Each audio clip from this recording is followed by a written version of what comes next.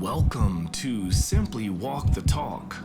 Our bodies and minds adapt to what we do most of the time. If you want to change your body and mind, you must change what it is you do most of the time. This podcast explores all things health, wellness, fitness, lifestyle, and biohacking. Stay tuned as we explore various thoughts, methods, and experiences from a multitude of conversations between our interesting guests and experts through many fields of work. Sit back, relax, and enjoy the show. Simply walk the talk.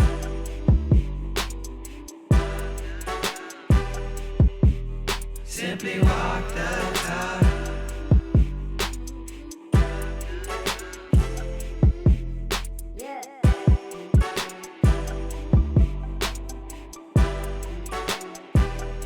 What's up, everybody? Welcome back to Simply Walk the Talk. I am your host, JoshuaJHolland, and today we've got a really fascinating guest on the show. He's actually way more experienced at interviews and podcasts and live speaking than I would probably ever be. Maybe I'll catch up to him at some point. But today on the show we have Udo Erasmus, and Udo is a health, wellness, spiritual, and human nature educator. And he's the founder of Udo's Choice and author of the book Fats That Heal, Fats That Kill, which has sold over 250,000 copies. As an acclaimed author and speaker, Udo has an 8-step process that takes into consideration all of the elements of nature and human nature, including physical health, mental health, presence and awareness. We like awareness, life energy, and being in harmony with nature and humanity. Udo's background includes studies in biochemistry, genetics, biology, and nutrition, as well as a master's degree in counseling psychology. Mr. Udo Erasmus, welcome to the show, sir. Yeah, glad to be here. Yeah. So you're calling in from the West Coast. Yep. And I'm here on the East Coast in New York. And, it's been quite a thrill sort of just doing some research on you before doing this recording today. And I think a lot of listeners and viewers might be able to relate to sort of my experience in this, because I recall from way back in the day when I was a little boy, my parents would have the Udo's oil in the refrigerator, and and some of the biggest health practitioners in my area around the time always had something along the lines of Udo's oil. And it wasn't until I got into what I do now, which is health coaching and things like that, that I started to understand these people back in the day were onto something. So, who better to discuss all of this with the source? So, let's kind of just dive into your background and let's just have a conversation about all the things that you've built and all the things you're doing and what's on the horizon. Yeah.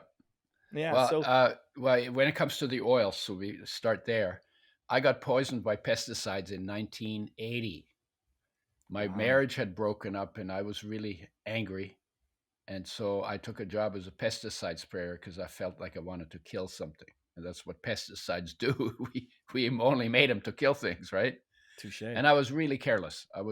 Somebody said to me, well, aren't you worried you're going to get poisoned? I said, nah, I'm immune. And I literally walked barefoot over lawns I'd sprayed until the skin peeled off the bottom of my feet. And then I wore rubber boots. But it was a summer job and I did it in a bathing suit because I always wanted to be darker because I'm light.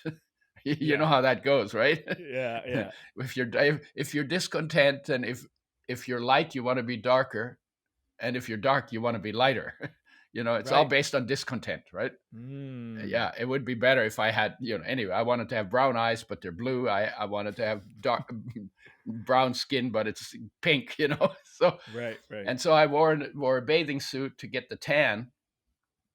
And the wind would drift the spray on my back. I had a tractor with a big tank filled with pesticides, and I'd spray lawns and spray trees and, gardens and all kinds of stuff. And 3 years of that kind of spraying, I got poisoned by pesticides. So I went to the doctor and said to her, what do you have for pesticide poisoning? And she said, nothing.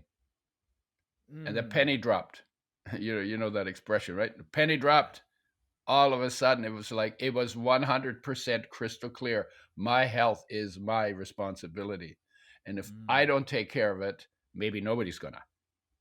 and I Right. can't count on somebody else to do it for me. Wow. And I only get one body, so I probably need to take care of it. And I kind of knew it, but it was like this was like a harsh mirror, right? Mm. Okay. And so then I said, okay, I have the background, and I knew that every year, more or less, somewhere in the neighborhood of 98% of the atoms in your body will be removed and replaced every year. Like if you drink enough water, it's even bigger than that. If you drink the water you're supposed to drink 3 liters a day, right? Mm-hmm. Then you will drink 15 times your body weight in water every year. 15 times. So that's just water's just going through you, going through you, going through you. And your body's 70% water. So that's exchanged 15 times, Wow. right? Wow. And so when you think you're this guy, and I think I'm this guy, but actually this whole thing is a movable feast. Everything's going through. The food's going through, the air's going through, the water's going through. And basically I'm just a focal point for all of that feast, right? Right. So but what does that mean in practice? Well, if you don't like the shape your body's in and you want it to be better, then you have to raise the standard of what you put in, because in 1 year 98% of your body will have been rebuilt to a higher standard if you set that standard and stick to it. That's why healing is possible.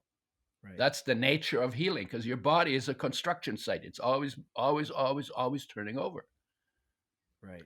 And so I started, okay, I got more into raw foods. I got more into plant foods. I did sweating and, started taking supplements, because I hadn't really paid much attention to that. And I wasn't really ever a really junk food eater, because I grew up on a farm and we had a big garden. So I was good with vegetables and fresh foods. But I was careless.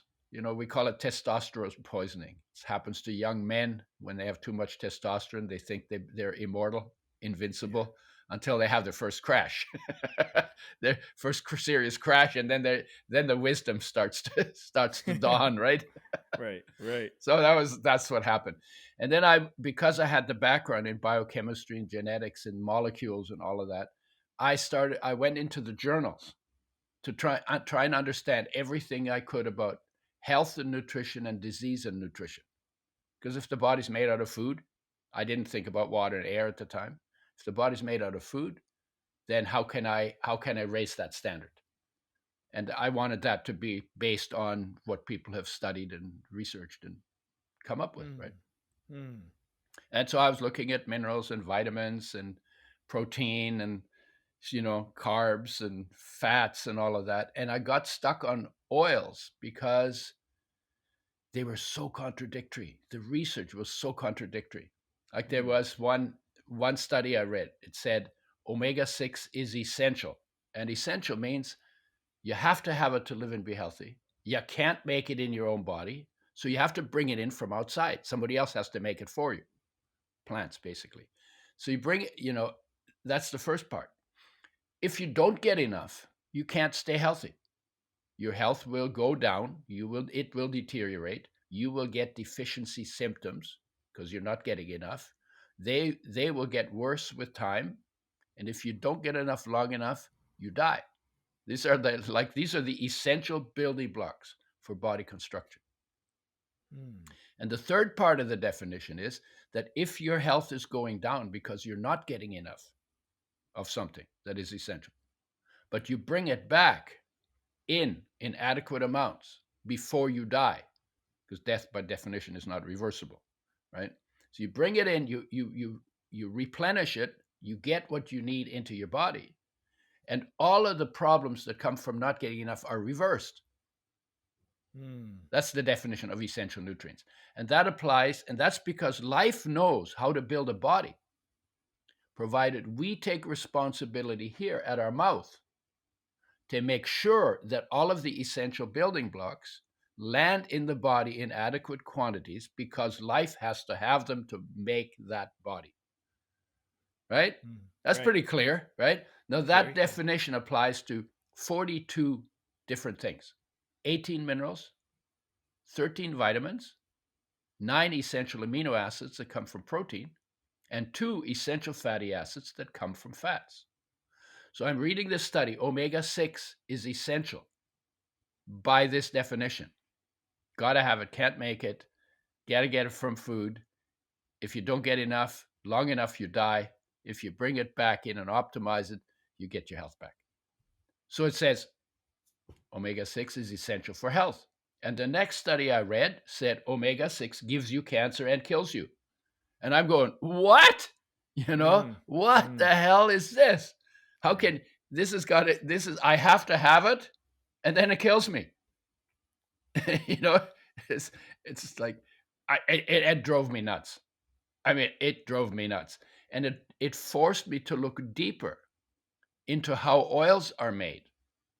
And what I realized, and that is not often mentioned in the research, is the way oils are made. They start with seeds and nuts. And omega-3 and 6 are very sensitive. They're the most sensitive of our essential nutrients. They're damaged by light, by oxygen, and by heat. And so they need a lot of care, but we actually throw them in the frying pan. We give them the molecules that need the most care, the least care. Yeah. What the, Yeah, it's like you got to hit yourself on the side of the head with your frying pan and throw it out. It's a dumb idea, dumbest idea we ever invented to do to our food, right? Okay, so I started looking into, but before we put the oil in the frying pan, the industry wants these sensitive nutrients to get a long shelf life. And the way they do that is they treat the oil first with sodium hydroxide, which is a super corrosive base. Then they treat it with phosphoric acid, which is a super corrosive acid. Then they bleach it with bleaching clays to take out the color molecules that absorb light, and then the light damages the oil. So they take those out, but the oil goes rancid and smells bad once you've done that. And now they got to take this oil and they got to boil off the rancid molecules. So they have to heat the oil to frying temperature to do that. And all of this happens before the oil goes in the plastic bottle and gets put on the shelf where you buy this stuff. And in that process, there was a study. It said when oils are made that way, you damage 0.5 to 1% of the molecules. Maybe it doesn't sound like that much, but I called them, because I had been poisoned by pesticides, and I didn't like the idea.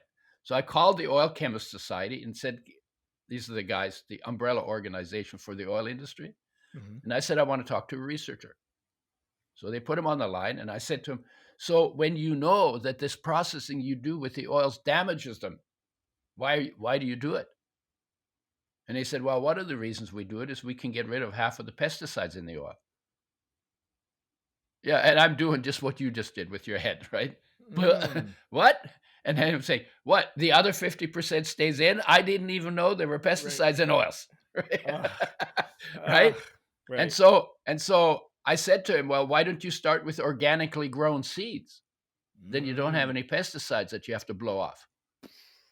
And I don't think he had ever heard that. So there was this long silence at the other end of the phone. And I waited. And when he got back, he was mad. Like, he was really angry. He said, I don't know what your problem is. The oil is 99% good. It's only 1% damaged. And if you got 99% on an exam, you'd be damn happy, wouldn't you? So now I'm backing off. I said, well, maybe I'm overreacting, right? But I wasn't impressed with this 99% because I used to get 100% in my genetics exams because I was in love with the topic. So, but then I said, okay, well, maybe I'm overreacting. Maybe 1% is not that bad. So let me do the math. Do the math, right? When in doubt, do the math, right? Yeah. So I said, okay, so if I have a tablespoon of an oil that is 1% damaged, how many damaged molecules will be in that tablespoon of oil? And I will ask you, and I want you to guess what the answer might be. Uh, It's hard. 100%. Yeah, no, it's not 100%. It's only 1% damaged. How many molecules? Oh, how many molecules? Yeah, I mean, I need I, a number. I don't know how many molecules are in the first place. No, I know. It's a tough question, but you'll see why this is a good. Just do the best you can. Let's say 1,000. Okay, 1,000. Okay, molecules are really, really small. Yeah, exactly. If a it's trillion. okay, I like the 1,000 better because it makes a point, right? Okay, so let's say a trillion. It's actually 60 quintillion. So your estimate at a trillion, and your estimate at 1,000 is 60 quadrillion times too low. At a trillion, your estimate is you go from trillion to quadrillion to quintillion. So it is your estimate is 16 million times too low. Wow. 60 quintillion molecules. It's more than 1 million damaged molecules for every one of your body's 60 trillion cells in 1 tablespoon. Now, why I say that, why I make this point, and for you and for the listeners and the viewers, you think you make a guess like that. I do this in live audiences all the time. They're always at least 1 billion times too low. So then I say, okay, you're underestimating the damage you're putting in your body by 1 billion times. Right. So let's say you wanted to fly home for the holidays and you're about to get on the airplane, and somebody that only tells the truth tells you your chance of crashing and dying is 1 billion times higher than you thought it was. Would you get on the airplane? Nope. That's why when I was in Ireland, I told him I would canoe back to Canada. Right. Right.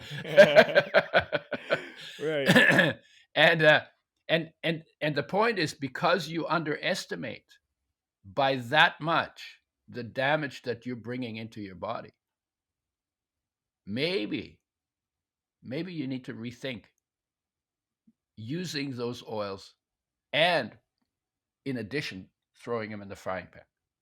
Because on top of those damaged molecules, you get pesticides, and then you use 2 to 4 tablespoons a day, and then you put it in the frying pan. So you got to multiply the damage done by another probably 3 to 6 times, and then you do that for 30 years. So you have to multiply that by another 11,000, because that's the number of days in 30 years.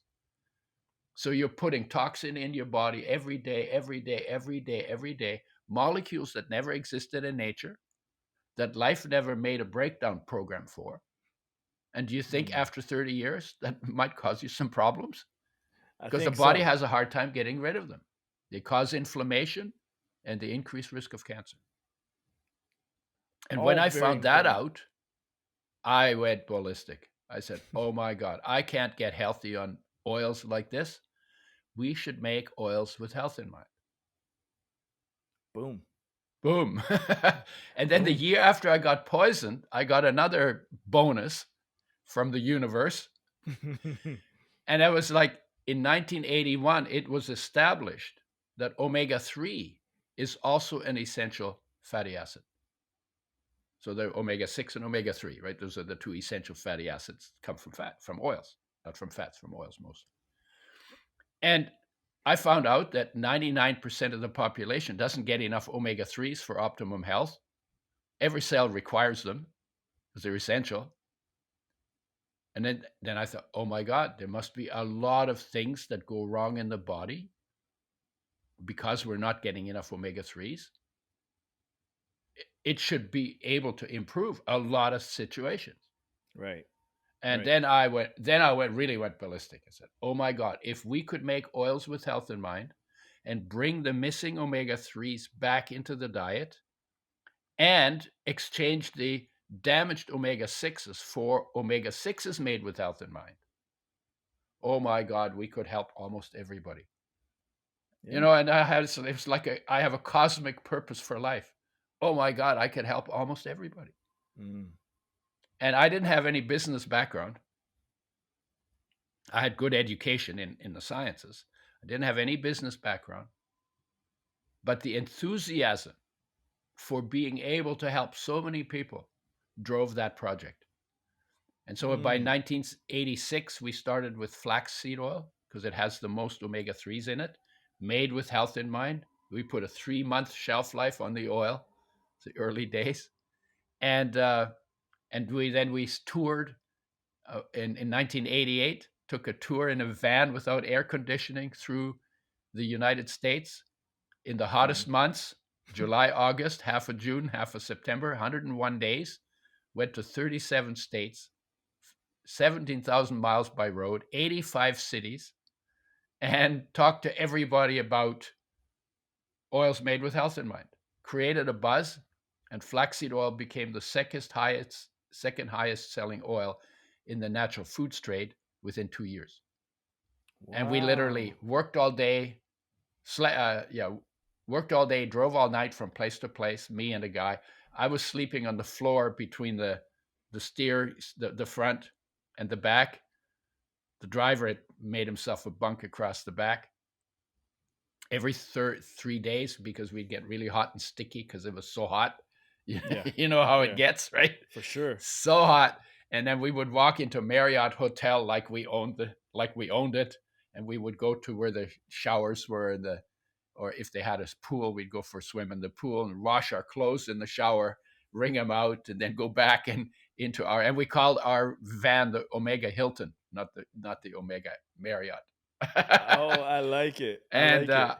I wrote Marriott the letter, and he wrote me a really sweet letter back. I told him how he was inadvertently involved in helping a lot of people to better health.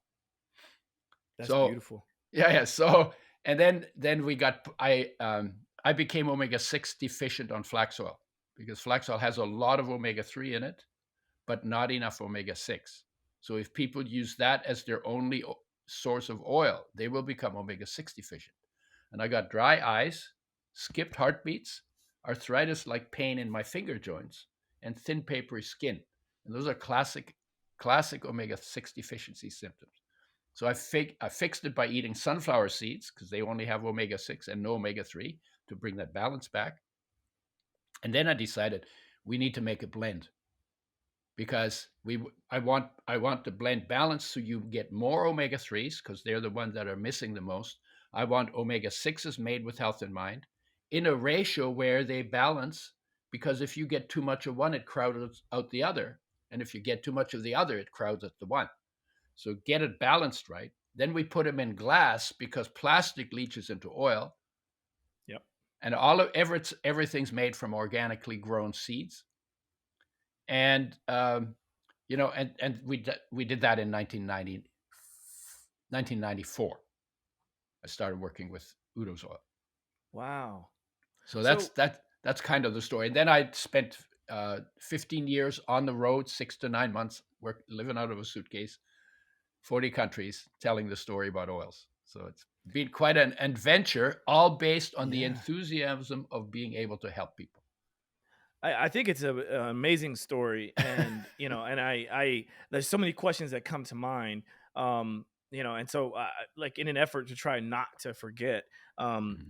I'll rattle off one, but then the Mm-hmm. other may precede it, and so you can choose whichever to address first. But Mm-hmm. um, one of the questions I had that came to mind is, obviously there is an importance in understanding the shelf life of any sort of product that we would consume. Mm-hmm. And so when you mentioned that you made yours 3 month shelf Mm-hmm. stable, I was curious how you did that.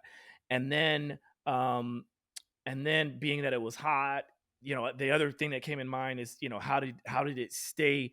How did you keep it from going rancid, Mm-hmm. despite your 3 months shelf Yep. life? And then the question that precedes all of that is, um, how long did it take, or what else did you have to do to sort of fix your pesticide Oh yeah. situation, pesticide Okay. poisoning? Yeah. Okay. So so pesticide. So when I got poisoned, um, I called the government people who certified me to spray pesticides. That gave me the pesticide applicator license, is what it's called. and said, I want to come in, and I've been poisoned by pesticides, and I want to come in and look at the information you have on pesticide poisoning. They wouldn't let me come in. They Of said, course not. and they tried to tell me that I had the flu because the symptoms are kind of like that.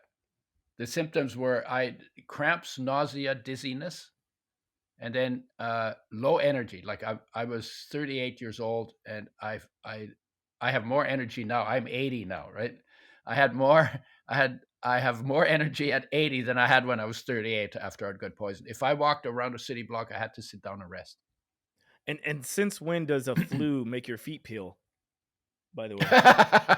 Yeah, I knew better. So I went to Greenpeace. Greenpeace, environmental, and they came out of Vancouver, and I went there and I met a couple of women who were looking at pesticides, and they had a stack of studies that had been done with pesticides. I'd never seen a single one that wasn't part of the pesticide applicator job, education. And so I found out, after I read all of that, I said, wow, my palms started to sweat because I had cancer to look forward to. So what do you do, right? So I did some fasting. I did lots of sweating because you can sweat out toxins, and water-soluble toxins come out in the water sweat of your sweat, and oil-soluble toxins come out in the oil in your sweat. There's oil in your sweat. And if you are poisoned by oil-soluble toxins, which many of the pesticides are, then you take more oil and you literally drive the pesticides out of the body by sweating and have taking more oil, because the oils will tend to migrate to your skin. So that's what I did, and then I started taking antioxidants, and I was new to all of that.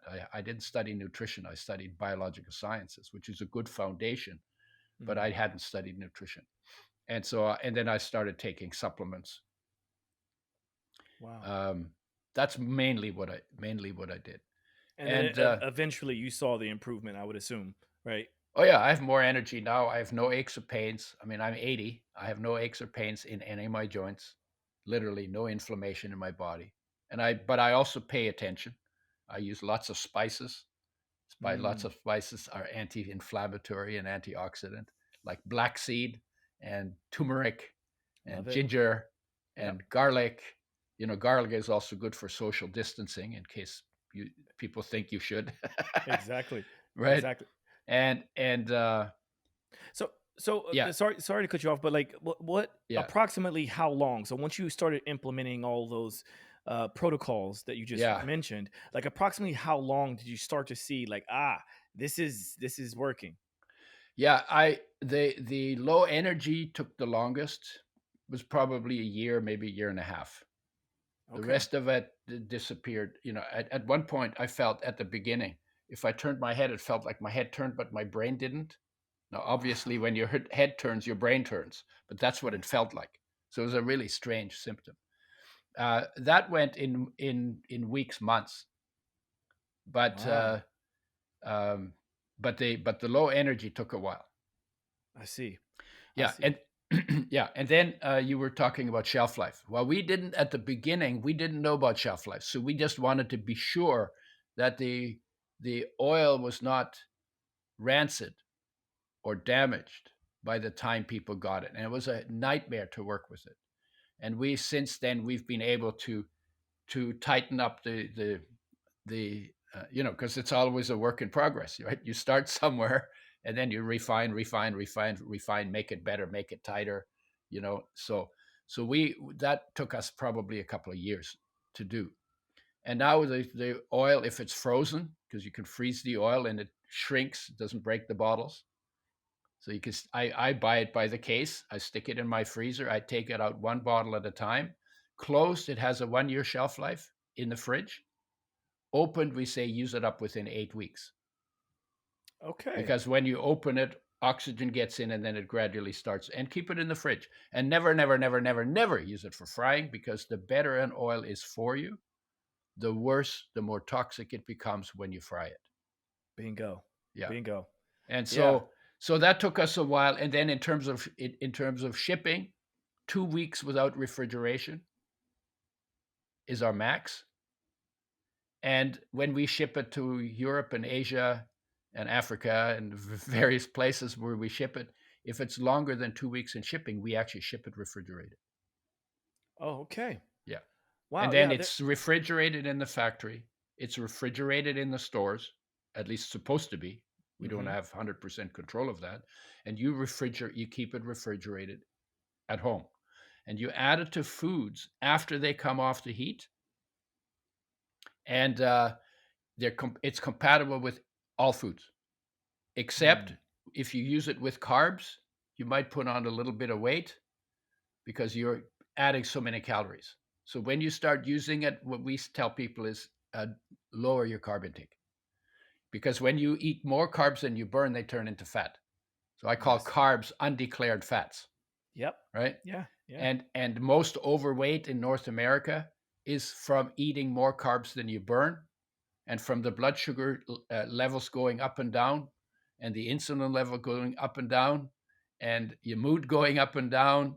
And when your blood sugar is low after insulin has driven it into the cells and it's been turned into fat, then you get cravings and your body's screaming at you, eat or die, right? And then you go, come, yum.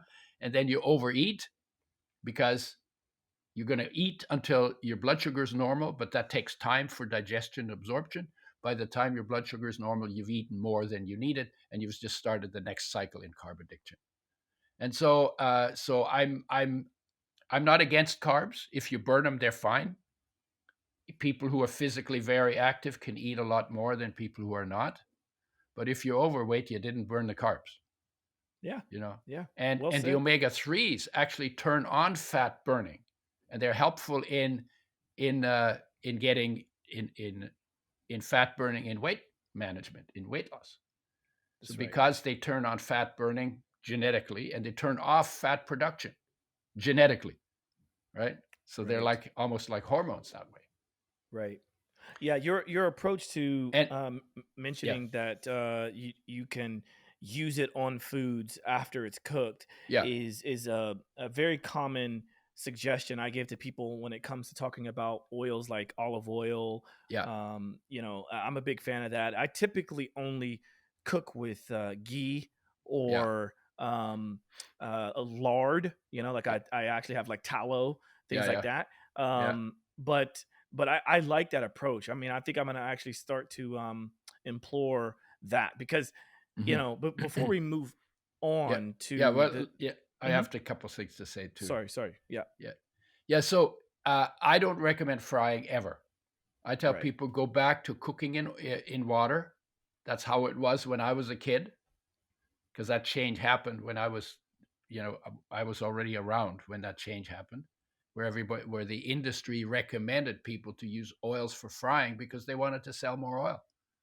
But it's a health destroying practice. It is the dumbest thing we've ever invented to do to foods in all the time we've been on the planet. Frying in oils. So what I say, go back to eating water, because remember nature's mandate. Health was invented by life in nature. So nature's mandate for eating was fresh, whole, raw, organic, and for human beings, mostly plant-based, and then in season and local. That was nature's mandate. That's how all creatures eat, except us. And we're the only creature on this planet that thinks we're smarter than nature, and we get proof every day that we're not. Right? Yeah. By all the degenerative diseases that we get, by all the aches and pains that come from misusing, living out of line with nature and living out of line with our nature. Well said. Yeah. Well said. And so literally goes in breakfast, it goes in lunch, it goes in dinner, it goes in snacks, it goes in smoothies, it goes in shakes. You can, it literally goes with everything. Or you can put it on a spoon, right? But it's better in food. Okay, good. Good and to know. And the reason why is that oils usually are in foods, like in seeds and nuts and beans and all of that.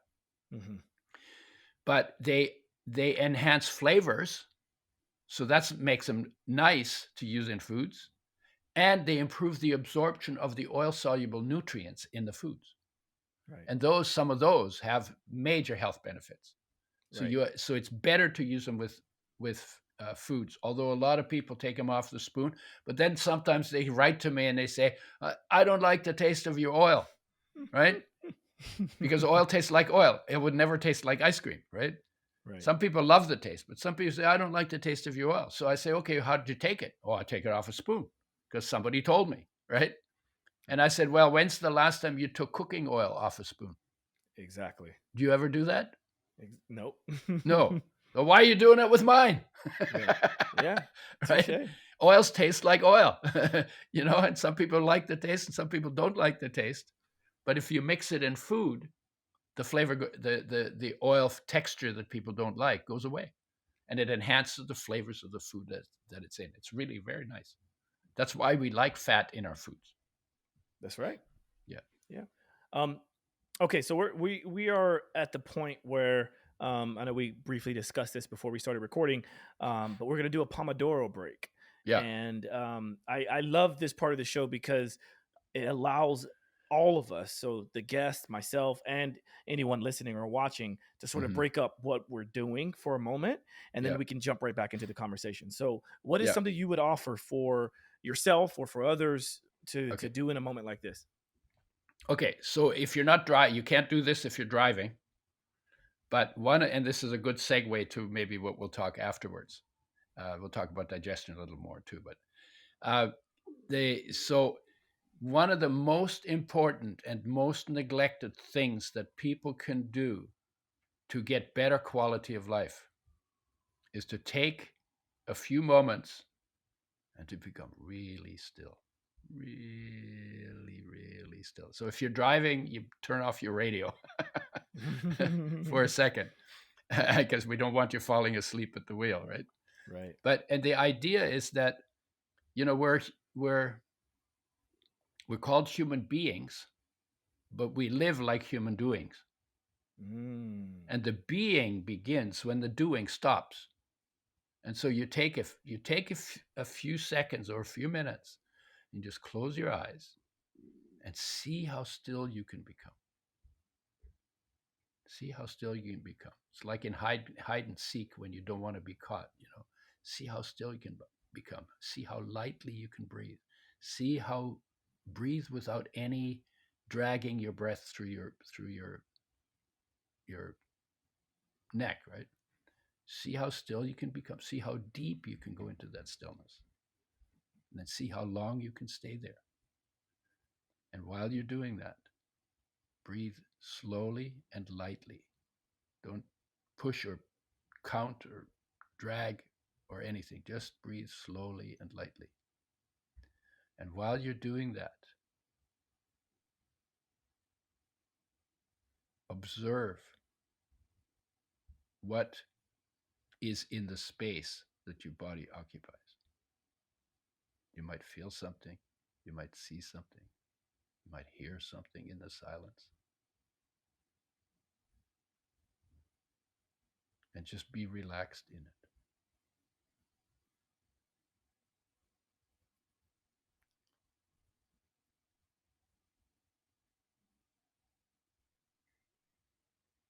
Wow. Powerful. So, yeah. No, Right? it's very powerful. No, like all jokes aside, like Mhm. it's also why I like to do this part of the show, because you never know what someone else can offer and how we can Mhm. learn from others. And that's the whole goal of doing this kind of, social media stuff anyway, should be Mhm. to bring cultures together, to bring Yeah. experience together. And this is why I'm happy to have you on the show, because you have a lot more experience than I do. And I think most people listening would be able to learn a lot from listening to you. And that moment, even though we only did that for, a minute or so, it's like I could feel that. I just simply listened to what you said. And then it was like, I almost forgot we're recording a podcast, It's like Yeah. it's Shout very out the powerful. light. Yeah. Right. Yeah. Yeah. So, Because yeah. mm, So yeah. Yeah. So I think like moving back into the conversation, and I yeah. think you hit on it very well. about the digestion part. One thing before we go into that though, Mhm. so of course I've seen your products, and in fact, what I'm going to do really quickly is share my screen to show your website, which is Udo's Choice. udoschoice.com. udoschoice.com. Yeah, So here we are sharing this now. there it And is. one of the things that I remember almost immediately, anytime I see it, of course, I recognize the packaging, which I think it has changed over time. Mm-hmm. But you have here 369 blend, and Yeah. that's one of the things that's been imprinted in my head ever since I've ever really known about Udo's oil. So, when you first started talking about omega-6 being the essential oil Mm-hmm. or nutrient, and then you mentioned three. There's a lot of people like know very little about nine. Mm-hmm. So could you maybe address that? Yeah. Well, we used to call it the 3-6 oil blend. And somebody told me, well, I used to use your 3-6 blend, but then I got I found a blend that's 369, so it's obviously got more in it, so I don't use your oil anymore. Ah, and my head went through the ceiling because only omega-3 and 6 are essential by the definition. Omega-9 is found in pretty much all oils, and all oils have a little bit of saturated fats in them as well. And it became a tradition in the industry to call them 369 oils. So mm, there's quite a few 369 oils. But the omega-9 is not essential. Your body can actually make omega-9, which is what olive oil contains a lot of. Your body okay, can make that out of sugar and starch. The got it, saturated fats and monounsaturated fats can be made out of sugar and starch. That's why they're not essential, got right? it. Right, The omega-3 and 6 cannot be made out of anything else in your body. That's why they're essential. perfect. Yeah. So I'm looking. That's a great explanation. Thank you for that. Yeah. And so we've got the original 369 blend, and then what I have on the page now is Yeah. the DHA DHA, version, yes. and then there's also the high High lignin. lignin. Mm-hmm. Yeah. Um, so maybe we can address that, and we don't have to do it like Yeah, yeah. right this moment, but Oh no, whatever. sure. The DHA blend is it's got algal DHA, so it's plant-based DHA because plants make most of the DHA in the fish too, and the Right. fish get them out of the food chain.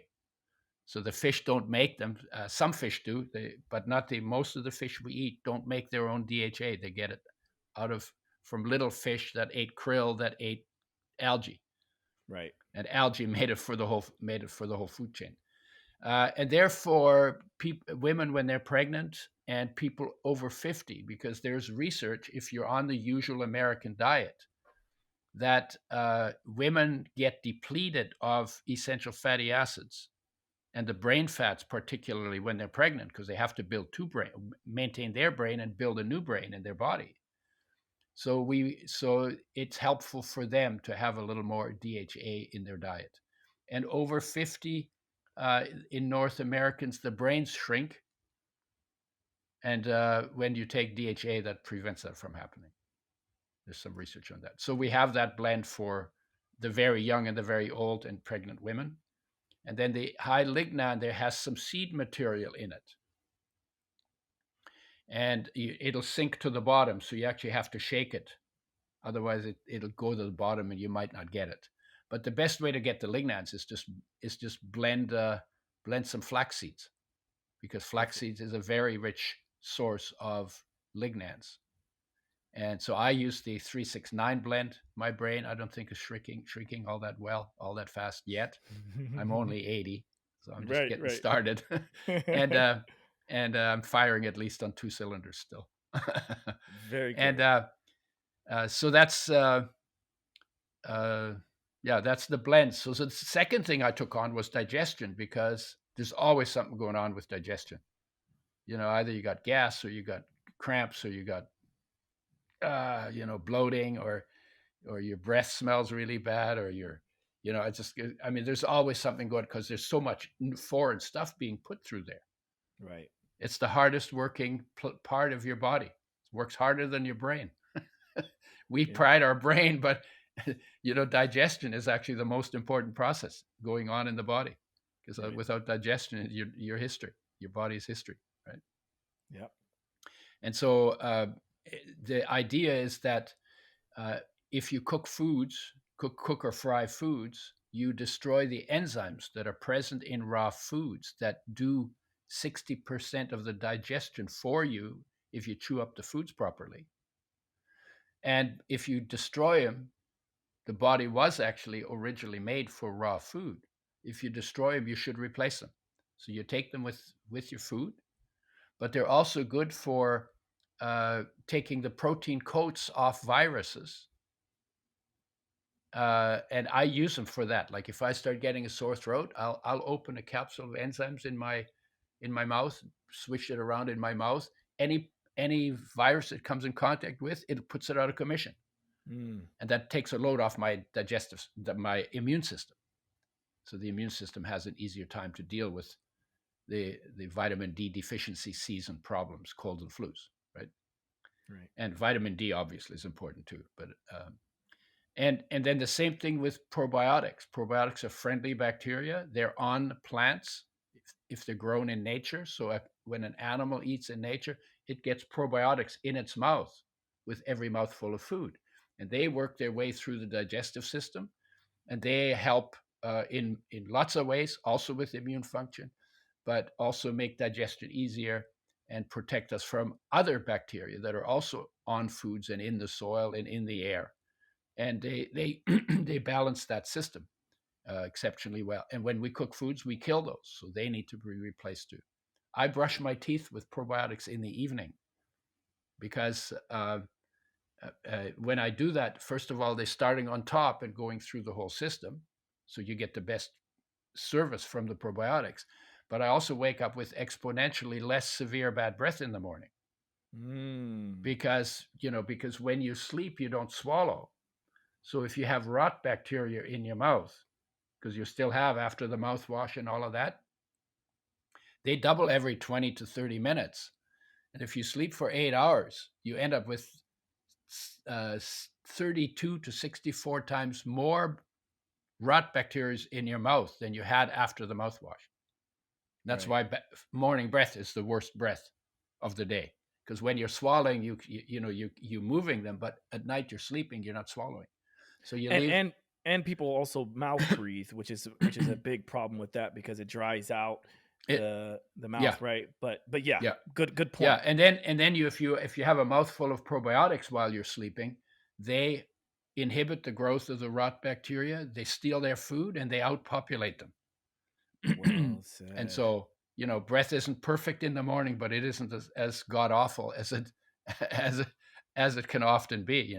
Excuse me, honey, I want to talk to you, but I got to brush my teeth first, right?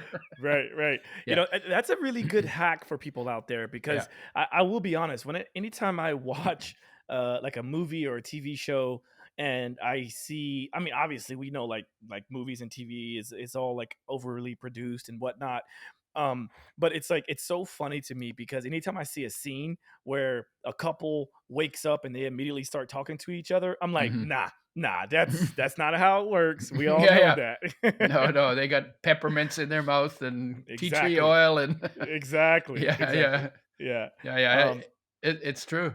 Anytime they get close together, anybody's close together and they're talking into each other, right? Right. I wonder how they deal with the bad breath issue, right? Exactly. Yeah. So it's a very good hack. I have these mints. I forget the name of it, but there's a certain bacteria, a certain prebiotic and probiotic within this these little like mints. And I personally don't use mouthwash because a lot of the mouthwash that I see that's out there is very, very bad.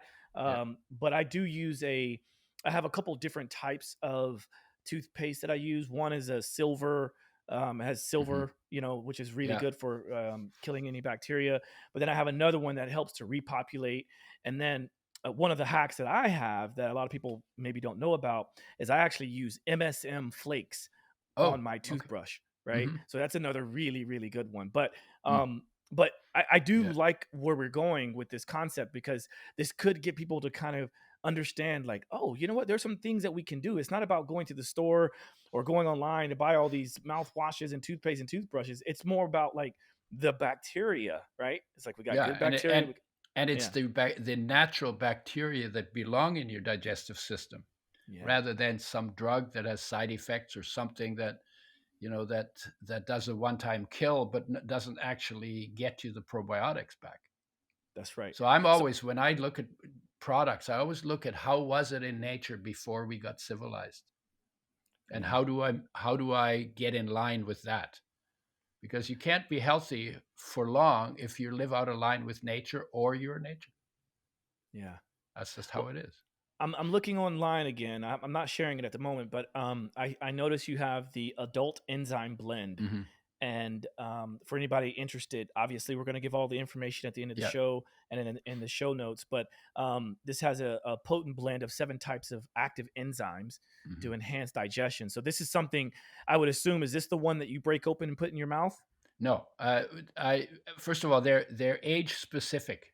So there's one for infants, one for children, one for adults, one for seniors, advanced adult, and then there's some condition specific. The one I use is the highest dose. It's called Super Bifido Plus, and that's partly because it tastes the best. It's also got the highest number of probiotics in it. And as people get older, they need more bifidobacteria, which populate the colon and protect the colon from all the things that can go wrong in the colon. It says here for ages 19 and older. Yeah, that's Okay. yeah. It's good for anyone who has more serious issues. And Interesting. yeah, Okay. All right. So like and I'm just kind of piecing this together because I'm trying to figure out what I'm going to go and stock up on. yeah, It sounds like I need to stock up on that one because I'm a big fan of digestive enzymes. You know, there's the proteolytic enzymes yeah. and there's This is the probiotics. Yes, but yep. Yep. yeah, enzymes. Yeah, the proteolytic enzymes in the enzyme category. Proteolytic are the most important enzyme, and the more different kinds of proteolytic enzymes you have in a formula, the better your protein digestion takes place, and the Yeah. less problems you will get from poorly digested or partially digested or undigested protein. So that's the Well most said. important. We're low on amylase because I don't want to speed up starch digestion, but you have to have a little bit because some proteins have starch strings on them. And they're Exactly. hard to digest until you get those starch strings off, and the amylase does that. And then it's got Exactly. lipase in it for fat digestion. Mm. They're really good formulas. And the best one of the 3 enzymes is the advanced adult, The advanced highest adult. highest protein. Yeah, it's called advanced adult. And is that one second to the Super Bifido Plus?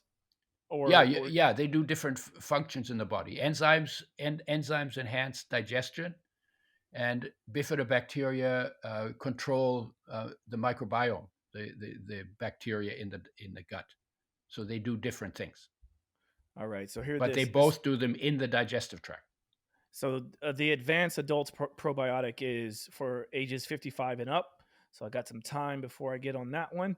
Yeah, But just another little quick scroll. I see the Super 5 lozenge, which yeah. sounds like Now you another good one take that after meals after meals. instead Great. instead of dessert. And then this is the one you were just talking about, right? These are the enzymes. Yeah, Ah, okay. So the advanced adult enzyme blend is yeah. not 55 or older. That was a No, no, different no, one. no. Got it. That's the high dose.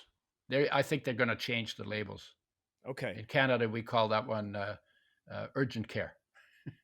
Got it. So Yeah, if a person was thinking, okay, it's holiday season. I know I need to like get my health in order. yeah. Um, you know, what would your suggestion be to the average person? So you may not know exactly like where they are, but you know that they're an adult, and you know that they want to optimize their health and wellness. What would be, 1 or 2 key pieces that you would Well, have them look into? okay. Everything I've said applies for Christmas too. But I would say less sweets I used to get a huge snot-nosed cold every Christmas from all the cookies and sweets we ate. I was not a big sweets eater the rest of the year. Always got the major snot-nosed cold, Mm. and that stopped when I stopped eating the cookies, and all the sweet stuff. So that's one. Go heavy on the vegetables as much as you can, Mm-hmm. right? And that's pretty much, I think, and then do all the things that I've been talking about. Brush your teeth with the super bifido plus. Take digestive enzymes. If you overeat, don't overeat. That's Mm. easier said than done. Because when the food is really good, then sometimes the discipline is becomes a little weaker, Got it. right? Got it. Yeah, And then and you, you know what? And remember that Christmas is not about stuffing yourself. That you can do that, but Christmas is about peace, love, and and friendships. yeah, I Getting love that. together and spending. That's what I like about this season. I don't like all the commercial stuff so much, but we take time to spend time with people that we don't often take times to see and to spend time with, and to catch up. And there's something about being social that's really healthy too. But don't screw up what is healthy socially with overeating. That is Right. bad for you physically, right? Right. Yeah. So when I started this show, I alluded to the fact that you are very experienced in speaking, and you've been on many podcasts, and you've done a lot of live chats, and you're a very acclaimed author as well. And the title to the book that I mentioned in the intro is a very compelling title, Mhm. and I would love for you, if you can, just spend some time talking about the book. And that Yeah. book is Fats That Heal, Fats That Kill. Yeah. And can you talk about that a bit? Yeah. Fats that heal, fats that kill. The reason I called it that, the original version was just called Fats and Oils. That's like a really boring title. Who wants to buy a book that's called Fats and Oils? Right, right, right. But when I started giving talks, very quickly, I realized, and I started calling the talks Fats That Heal, Fats That Kill. Because the if you want to understand fats, you have to understand there are two completely opposite stories. There are fats that you have to be healthy, and there are fats that will kill you eventually. And if you understand that there are two different stories, then all you need to figure out is which are the ones that heal and bring them in, and which are the ones that kill and leave them out. So it's kind of like, it's such a foundational statement for the fats arena, if you want to understand fats and health, that it really made sense to give it that title. The fats that kill, all the fried stuff, the cooking oils that are colorless, odorless, tasteless in plastic bottles that have been treated with sodium hydroxide and phosphoric acid and bleached and heated to frying temperature. And the trans fats, we know that now because they go on labels, but for almost 100 years, they never had to be on labels, even though they double risk of heart attack and increase risk of diabetes and interfere with reproduction in animals. Haven't even done human studies on that. And but they were not listed on labels for almost 100 years. And then Harvard School of Public Health blew the whistle on them. And now they're still working on putting them on label. They're still not on labels on airplane food or various places where labels are not required on food. They still sometimes use those. Those are the three. And then the saturated fats, get a bad rap, because when you eat saturated fats, they make platelets more sticky, and that gets you in the direction of heart attack, stroke, embolism. And they make you more insulin resistant, which takes you in the direction of diabetes. But the omega-3s that are too low in almost everybody's diet make you more insulin sensitive, so they pull you back from diabetes. And they make your platelets less sticky, so they pull you back from heart attack, stroke, and embolism. So what's blamed on the saturated fats only happens when you're omega-3 deficient. So what we blame on saturated fats should be blamed on omega-3 deficiency.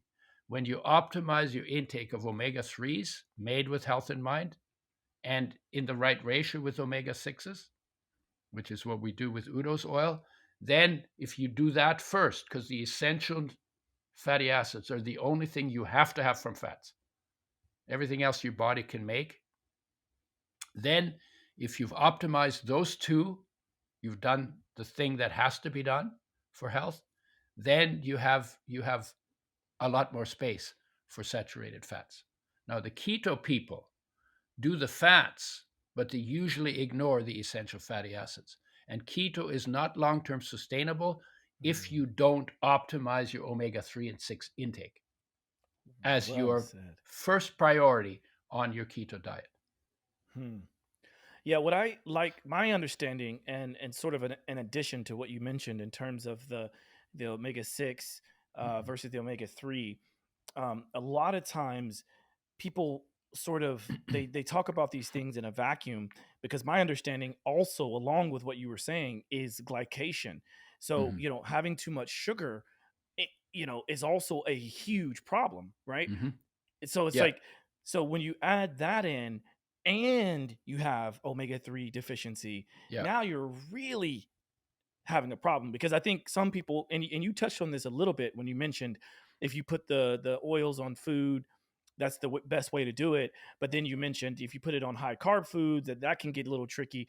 Well, Mhm. that's along the lines of what we're talking about now, right? Which is, Yeah. we should be mindful of all of this stuff. Yeah. And Well, I would say the worst thing we do for health is frying. So that's an oil issue, and eating damaged oils. yep, That's the worst thing we do in nutrition, worse than sugar. But sugar is not far behind that. yep. Yeah, sugar and Yep. white flour. You know why? And why is that? One of the things that might like this. This is a pretty good hack. Omega-3. There are two things that happen in your body that create your life. That not don't create your life, but that make your life that make you healthy. One is you need fuel. You need energy. That energy comes from the sun. It's stored in bonds between atoms and molecules. You eat those molecules, they break down, those bonds are broken in your cells, and the solar energy is released. There's your life. Now we call it life. Your life is solar energy, right? Mhm. That's kind of cool. But and you want to have you could call it a fire. Life is a fire in your body, right? You want to have a good fire because that's what your energy is, your juice, your vitality, your ability to perform, all of that, right? You healing, all of that. So you want to have a strong fire, but when you have a strong fire, there's one problem with it. It throws sparks. Just like if you have a fireplace in your house, and you put a big fire in there, and then sparks fly out and burn holes in your carpet. Well, that's what happens in your body. A good fire throws sparks. So you need spark control in your body.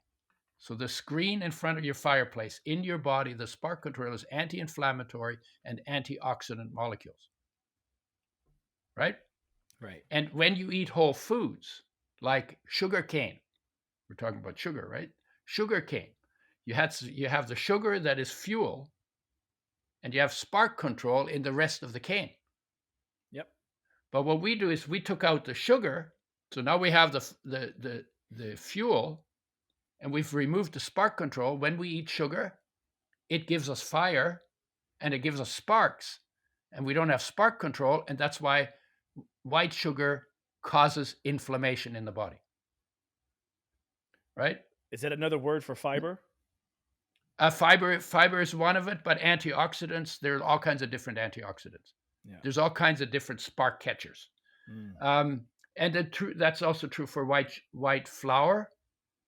Again, we've concentrated the fuel, we've removed the spark control. And also for the oils, the industrial oils, they've taken out the antioxidants and the fiber and the anti-inflammatories that are in seeds and nuts and the foods that contain oils. So we've high graded the fuel, and we've taken out the spark control. Yeah. And when you understand it that way, say, you know what? We have to be really stupid to do that. Now, Omega-3s, the only molecule that I know of that gets you fire, about 80% of it is burnt for fire in your body, and the other 20% are converted into a whole bunch of other molecules, including spark control molecules. The only molecule in nutrition that both makes the fire and converts itself into spark control. Wow. How cool is that? Very cool. Very, very And cool. that's one of the reasons why omega-3s are so amazing. They're so neglected. They're super sensitive because they're 5 times more sensitive to damage than omega-6s. So they're the hardest ones to work with. But they're also the most incredible fuel and spark control molecules in nutrition. It's a very important concept. It really Yeah. is, and I love the analogy because it helps to make sense because I think everybody can understand fire and sparks, right? Yeah. So Yeah. it's a very important and concept. then and what we call it like inflammation. You're flaming out, right? Yeah. Inflammation. It's because the sparks fly into your tissues and they do damage in your tissues, Mm, right? yeah. And so the spark control, and so that's why eating whole foods makes so much more sense than eating processed foods, Yeah. because the spark control is with the fuel.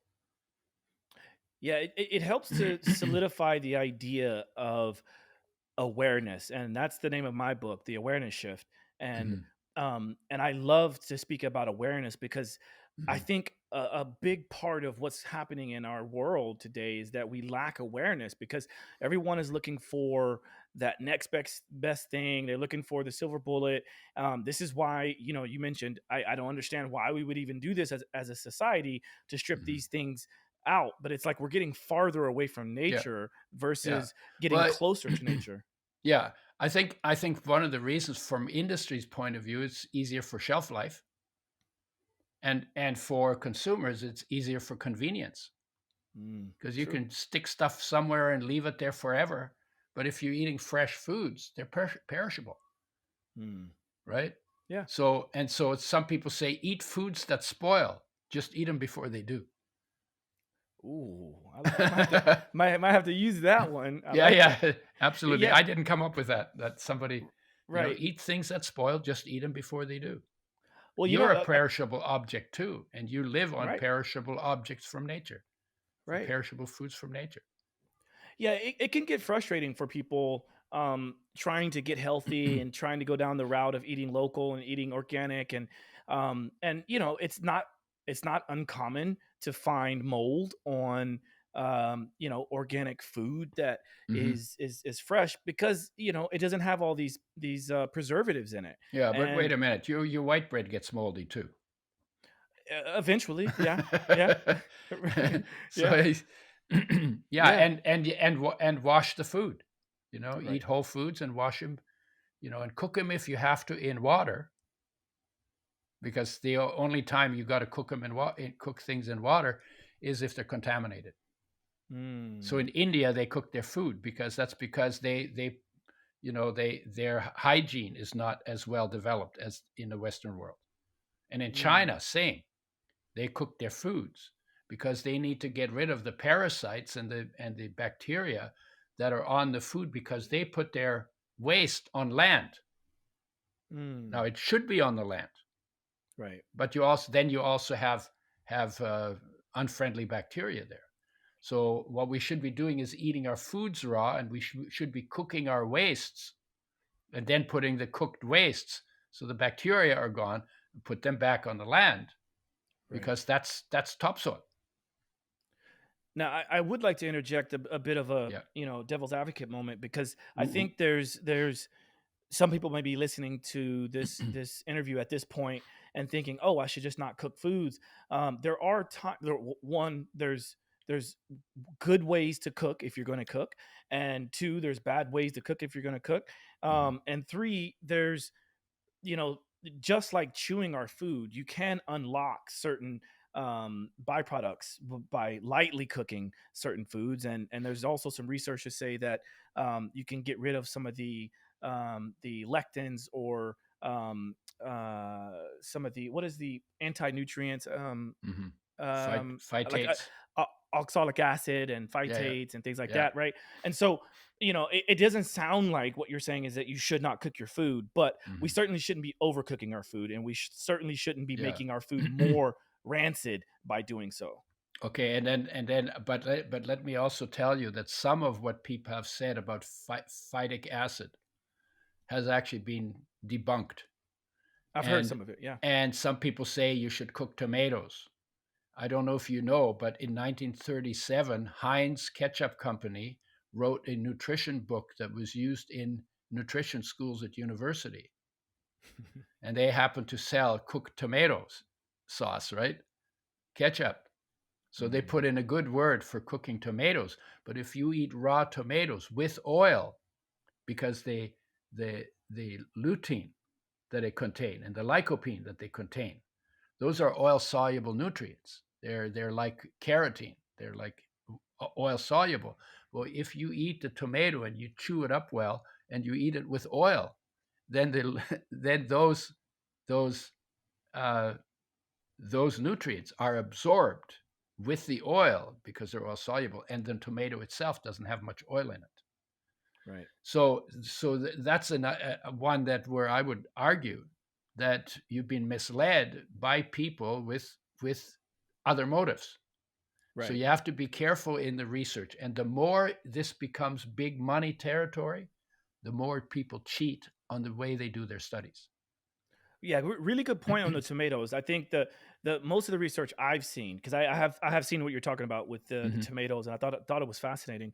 And I like to look at everything from like this world view, if you will, universe view. Yeah.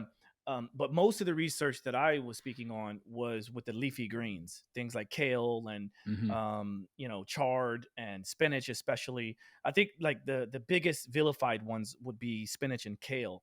They're very heavy in oxalic acid, Yeah. apparently, and Yeah. there's I there's mhm. I don't eat spinach, but I eat kale, and I eat it with oil, and so far so good. Okay. Again, what happens is there are some uh, kidney or gallstones that have oxalic acid in them, and so there's a negative side to oxalic acid. Rhubarb is actually the most strongest, the highest in oxalic acid. Mm. So, and then people say, "Oh, there's a negative thing here," and then they take it out of context. And then they say, "Oh my God," or lectins. Oh my God, lectins. Oh my God, lectins. Right? And they take it out of context, and then they build a whole structure behind it, and then they sell a whole bunch of stuff behind it, but it's out of context. Like Mm. when I say the lectins get digested off the protein by amylase. Chew your food well, and you get amylase in your saliva, and that will take the lectins off of the proteins, Mm. or Mm. the starch off the proteins. And then the digestion of the protein is not an issue. If you take digestive enzymes, the amylase in those will take the starch strings off too. Then those foods that contain lectins are not an issue. Mm. But there's a whole trips being built around it, and it's not like right now it's one, but 30 years ago there was somebody else who was doing the same thing. At that time, it was called the blood type diet. Oh yeah. And the blood type diet, they talked about lectins, and but it was a misrepresentation because it was out of context. Of The course. same with blood type. The idea that I'm an O, I should be the meat eater. I do best on vegetables. you Right. know and then because we have 23,000 genes and only 4 of them are about blood type. Right. And then I said to him, because people have mixed, they grew up in isolated places around the world, and then we started traveling, and all of these genes got mixed. So how can that be that O is for meat eating, because meat eating is not a blood gene, right? And is that going to become unreliable over time as more and more people travel and intermix and intermarry? And he said, yeah. Exactly. He said, yeah, that's not going to work. And we're probably already there. Yeah, definitely. right? That's my rebuttal to that for sure. I mean, Yeah. that's almost like verbatim kind of. I mean, that, and then also, one of the things I throw in is just like, okay, well, good luck trying to tell someone that lives in Alaska to only eat plants. Like, Yeah. right? It's Right. like, And right, the other argument is, look, we lived in starvation mode, or in pretty close to starvation mode for a long time, right? And Mhm, so we had to be able to digest whatever was in the environment wherever we were. right. And so that's not going to be limited to a blood group, That's right. right? That's right. Yeah. So and if we hadn't been able to eat whatever we could scrape together, we probably would have died. Yeah. So there's lots of, but it was a big deal for a while, and everybody was talking, and people were saying, oh, blood type, oh, this and that, oh, yeah, and I just tried it, and for me it was like, no, it totally does not apply to me. I do Right. best on vegetables. I'm 80. I got no problems. I got no aches, no pains. I'm strong. I can chin ups and active, and I'm not a bodybuilder or anything. I've never been a bodybuilder, but I'm active, and I do gardening, and I take down trees, and saws, and like Yeah. and I'm 80 years old, and my plant-based diet, mostly raw, is working for me. Of course. Yeah. It's like my thing is So that ultimately, your body has to tell you what works best for you. that's Really the important. point. Yeah, that's the point I was going to get to, because I think in this world, in which we know people take things out of context, Mhm. on the negative side and the positive side, I think we have to be careful on just how much we promote our experiential wisdom within Mhm. ourselves, because people like you and me, Mhm. we will go out and test, right? We're going to go out and Mhm. test and see what works best for us. Yeah, and I will tell people, I will tell people, listen, try it, see if it works for you. And if they Yeah. say it doesn't work for me, I said, don't do it. Yeah, exactly. Trust your body. You know, be careful that you're not tripping on something Mm, when you make your decision, but really pay attention to what your body's telling you. If it doesn't work for you, if you wanted to go raw, from cooked to raw in one day, that wouldn't work for you, right. because your body has to get used to it. It has to be rebuilt for a different kind of diet. And so take your time, head in a direction towards fresh, whole, raw, organic, but take your time. Take Yeah. your time to get there. Give your body a chance to build what it needs to build for that kind of a diet. I love it. Yeah. You've got a lot of wisdom, and and I'm excited to explore a little bit more. Like, in fact, as soon as we finish, I need to go to the grocery Yeah. store anyway. And Mhm. I know that your products are most widely seen, at least in my orbit, at like places like Whole Food and a lot of health food shops. Yeah. Um, Yeah. We're yeah, mostly in the natural health food stores. yeah, In the yeah. fridge, say Ex- the oil is in the bottle, in a brown glass bottle, in a box, in the fridge, in the supplement section, in the health food stores. Exactly, exactly. It's almost like you have your own like specified areas, like the Udo's area. Yeah. You know what I mean? Yeah. Like, I think it's cool. Yeah, I Yeah. know exactly where it is at the store that I go to, because I see it almost every time I go there. So, Yeah. I think you've done a really amazing job to bringing light to this idea of what we can do to change, and Mhm. I think what you're doing is really impressive. It's very Mhm. impressive. Yeah. Um, And just first of all, it takes one to know one. Okay. Sorry, it just cut out there for a second. What was Yeah. that? I said first of all, it takes one to know one. And Thank you. I want to acknowledge you for the fact that you build your podcast and you get out Thank to people. I don't know how many people you get out to, but if I'm good for the message, then you're good for an amplifier, and you have your own wisdom too. Thank Yeah. you. Thank Yeah. you. Yeah. I So, feel like we stand on the shoulders of giants and our yep. our amazing ancestors, and there's a lot out there, and so Yep. yeah, it's amazing. Thank you. Um, Yeah.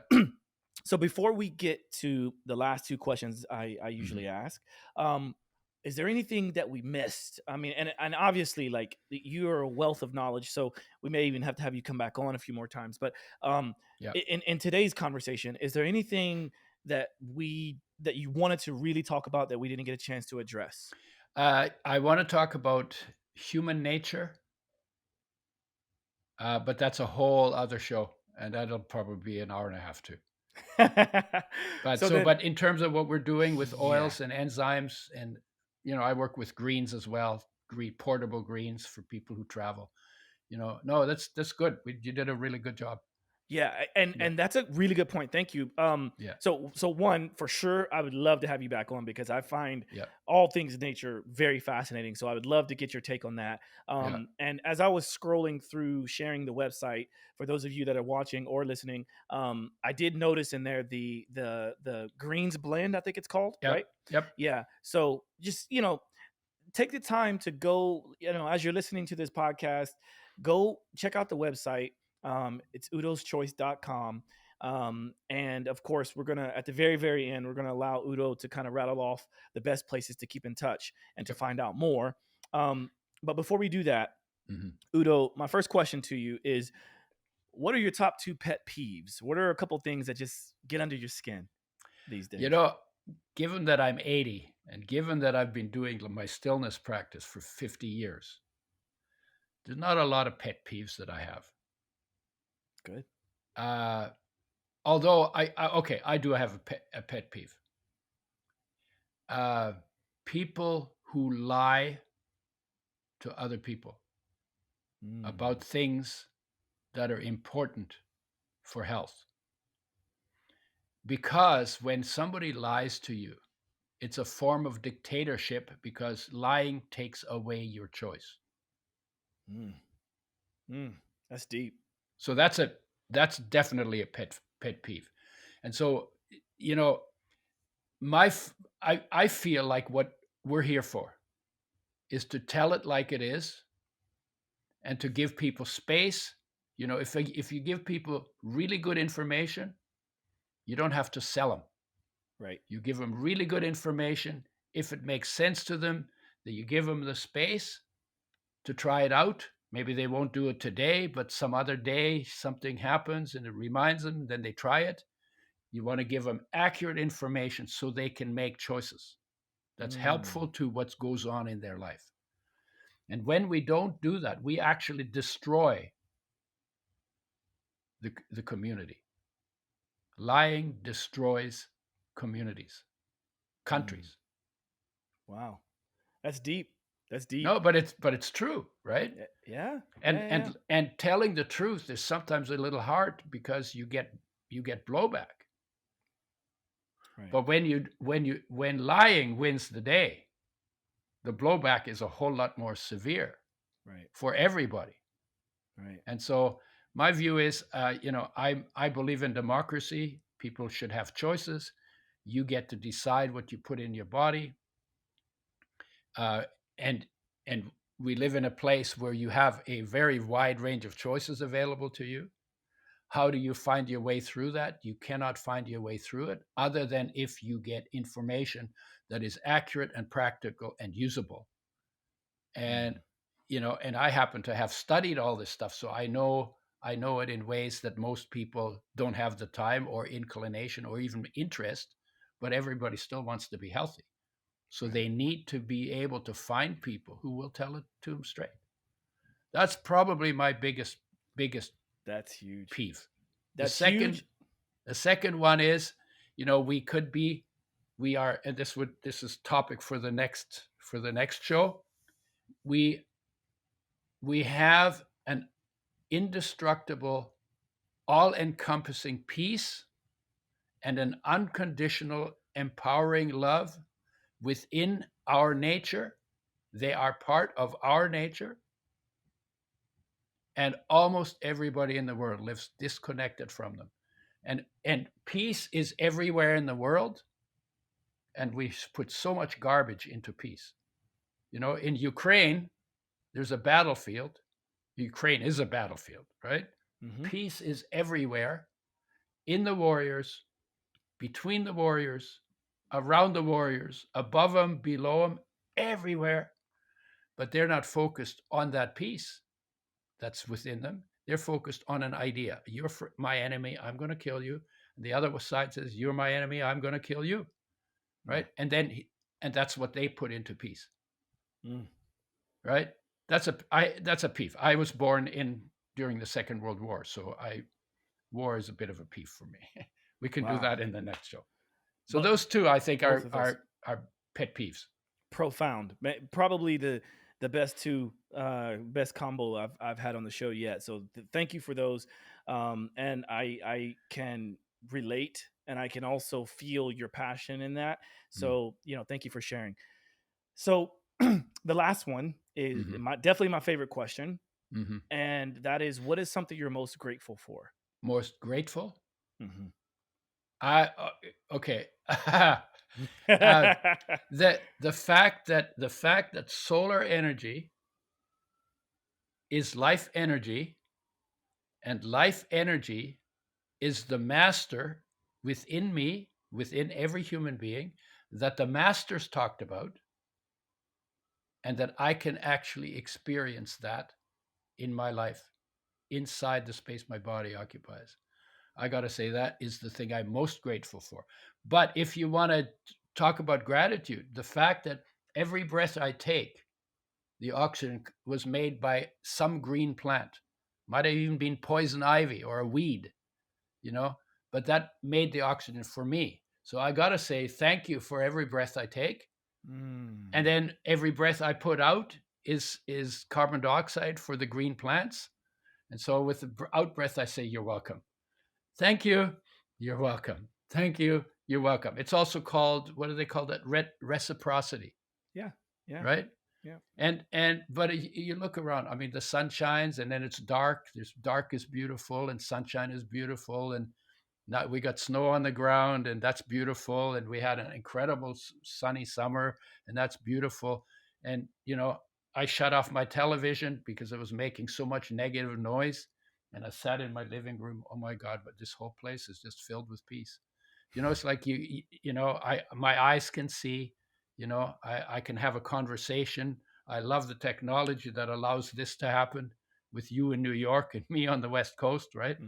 And so, I mean, if you start looking at, and then all of the people, who invented the glass that I drink my tea out of, and the lamps and the lighting and, all the things that so many people have put together, and we don't even know who they are, but we get their benefit over and over. They made glass for the windows, made doorknobs and hinges and, blinds and carpets and beds. Oh my God, I love beds.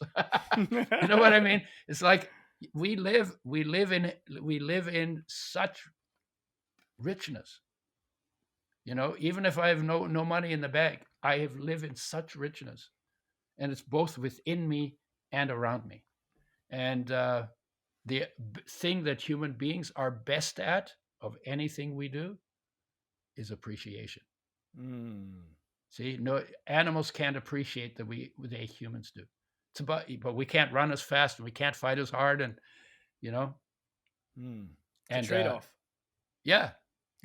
Appreciation, so Beautiful. A life of appreciation. Oh my God, I get to do this. Yeah, it's incredible. That's amazing. Where can people follow you or find out more about Udo's Choice and things like that? Can you just mention some of the socials and the website? Yeah, Udo's Choice, udoschoice.com is where the products are and how we made them, why we made them. So that's a good place to look.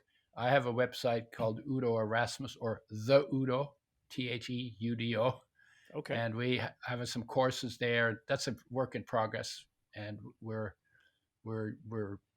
just building that. I have a ton of work to do. I have a ton of stuff. I have so much information, but the technology. I'm not a technology whiz, so that's a work in progress. There's some good stuff on there, and then I'm on Facebook, and I'm on LinkedIn, and I have a YouTube channel, Udo Erasmus. Yeah. And let's see, I'm on Instagram. So I'm not hard to find. If you go on Google and you write off UDO, I will show up on the first page, because there are not a lot of people named Udo on this planet. Right. A few in Germany. Right. But It comes up pretty quick. And I have other podcasts I've done on I'm not hard to find. Exactly. And as always, I always make sure to link to everything that we discussed and Yeah. all of those points of being able to keep in touch with you. So we'll have Yeah. all of that there. And as always, anybody listening to the show or watching the show, just stay tuned, because anytime we have discount codes or anything like that, just make sure to stay tuned. And Udo, I would absolutely be honored to have you back on the show. It's been a great time chatting Yep. with you, and to the listeners and the viewers, my hope is that you also got something good out of this. If you have any questions or concerns or comments, feel free to message me directly or get in touch with Udo. And until next time, Simply walk peace. the talk. Yeah. Thank you. Walk the talk, talking facts. Move like me, but I move a little fast. Make my move, here to last. Fasten these seat belts, I'm coming past. Take care of me, longevity. Hack my biology, better believe. Walking the talk, soul, mind, and body connected. Better come give us a listen. Better come give us a minute or two. Open the box up, we giving you tools. Giving your engine the fuel that it needs. Breathing into it, it's autoimmune. Make a connection, we're stronger in two. Making us one of a kind of a few. Work on the mind, but show me your moves. If you do what you say, you know what to do. Yeah. Simply walk the talk.